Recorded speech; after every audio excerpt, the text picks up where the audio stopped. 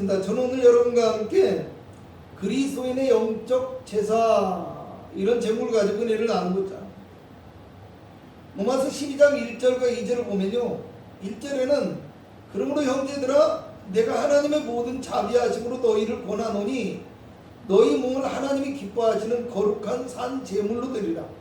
이는 너희가 드릴 영적 예배니라. 이렇게 말씀하고요. 또 2절에는 너희는 이 세대를 본받지 말고 오직 마음을 새롭게 함으로 변화를 받아 하나님의 선하시고 기뻐하시고 온전하신 뜻이 무엇인지 분별하도록 하라. 이렇게 말씀합니다. 첫째는요, 하나님이 기뻐하시는 영적 예배를 드려야 된다. 그리고 두 번째는요, 하나님이 기뻐하시는 뜻을 분별하여 알아야 한다.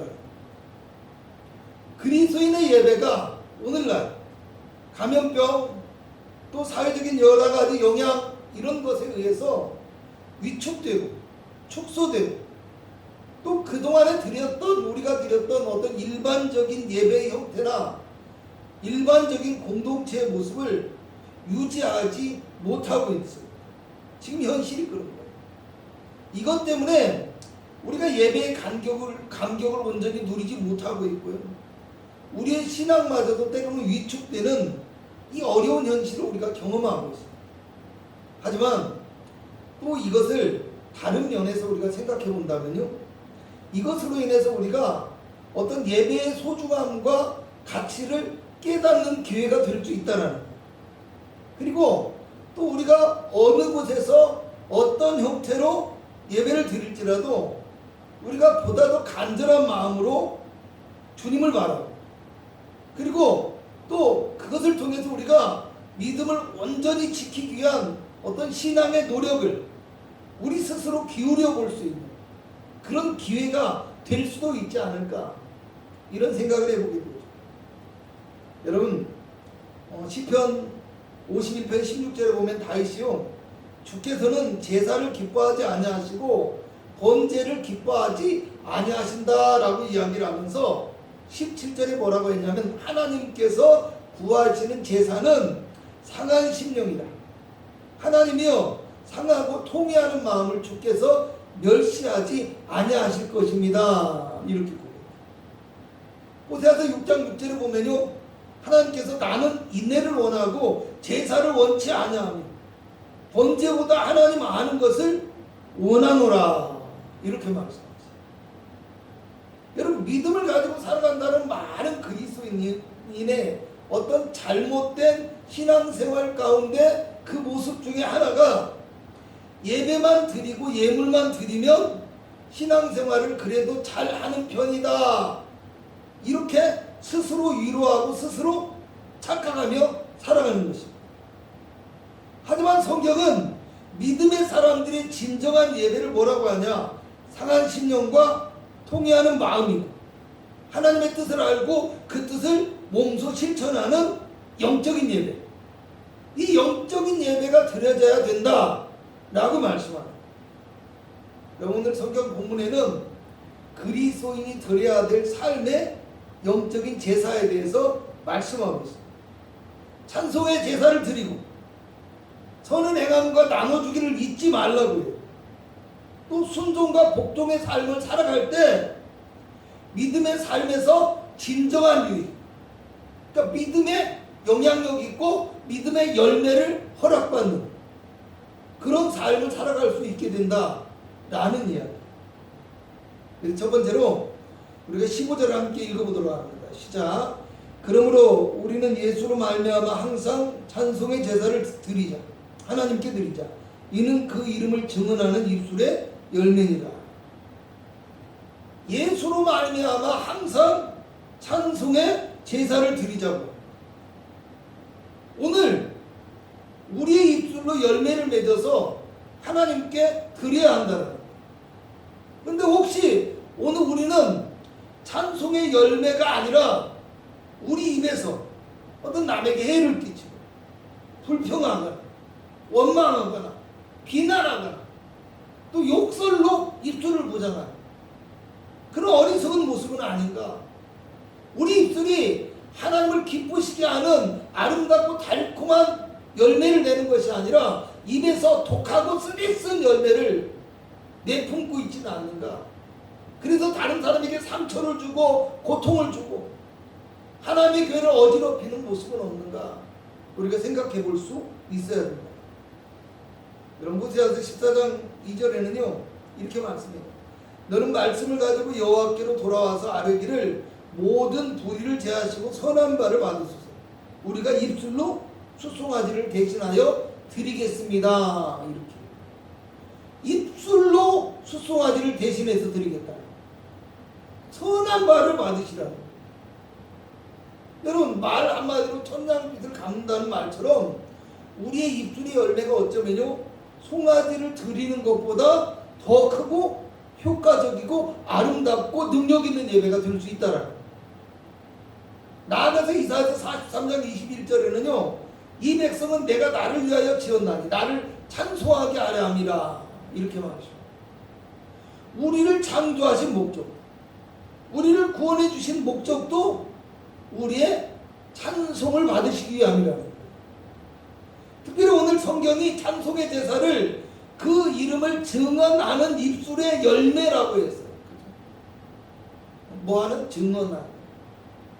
하나님의 이름, 예수 그리스도의 이름을 증언하는 입술의 열매라고 했는데 여기서 증언한다라는 말은요 인정한다, 고백한다, 그 동의한다, 뭐 이런 의미를 가지고 있어요. 예수 그리스도를 나의 구주로 인정하고 그리스도가 우리의 삶에, 나의 삶의 주인이라는 것을 고백하는 사람은 자기 입술로 하나님을 찬송하는 아름답고 달콤한 열매가 맺혀질 수 있어야 된다.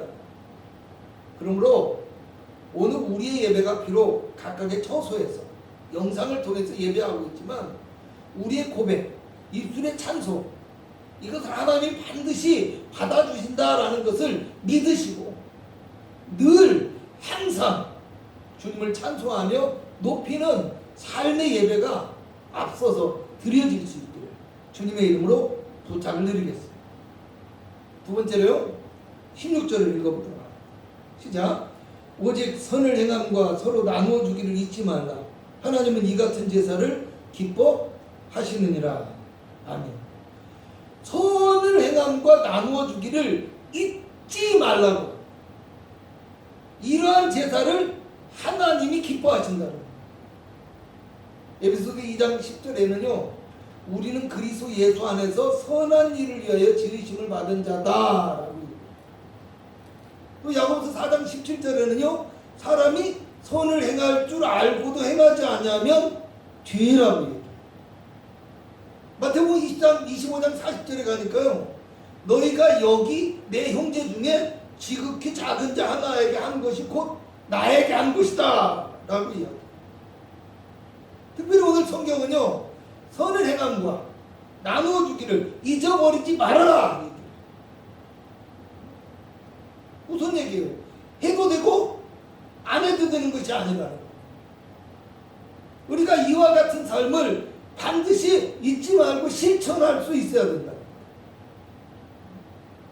우리 교회는 규모가 작고 열악하기 때문에 뭐 주변으로 막 이렇게 나가서 뭐 선한 일을 행하고 이렇게 어려운 부분들도 있어요. 근데 여러분 이 선을 행함과 나눠주는 거 잊지 말라고 했잖아요. 우리의 삶의 모든 곳에서 실천되어져야 된다. 뭐 거창하게 아프리카로 떠나고 선교여행을 떠나고 봉사활동을 가고 이것만이 아니에요. 1년에 한두 차례 선교여행 가놓고서 내가 대단한 사람인 줄 착각하면 안 돼요. 내가 세계 선교하는 줄로 착각하면 안 돼요. 내 삶에서 내가 얼마나 사랑과 긍휼의 마음, 자비의 마음을 가지고 아주 조금이라도 내 옆에 있는 성도, 가족, 이웃 한 사람에게 조금이라도 내가 그 사랑을 실천하고 선함과 나누어주는 봉사의 정신을 가지고 살아가는가? 이게 중요하다. 내가 하고 싶은 때 한 번 하고 교회에서 1년에 한 번 하고 이게 아니야. 내 삶에서 실천되어져. 아멘. 그런 은혜가 있기를 주님의 이름으로 부탁을 드리겠습니다. 세 번째로는요, 17절을 우리가 함께 읽어봅니다. 시작. 너희를 인도하는 자들에게 순종하고 복종하라. 그들은 너희 영혼을 위하여 경성하기를 자신들이 청산할 자인 것 같이 아니라 그들로 하여금 즐거움으로 이것을 하게 하고 근심으로 하게 하지 말라. 그렇지 않으면 너희에게 유익이 없느니라. 순종하고 복종하는 믿음이 있어야 된다. 국내외 기업의 인사 담당자들을 이렇게 설문조사를 했다라.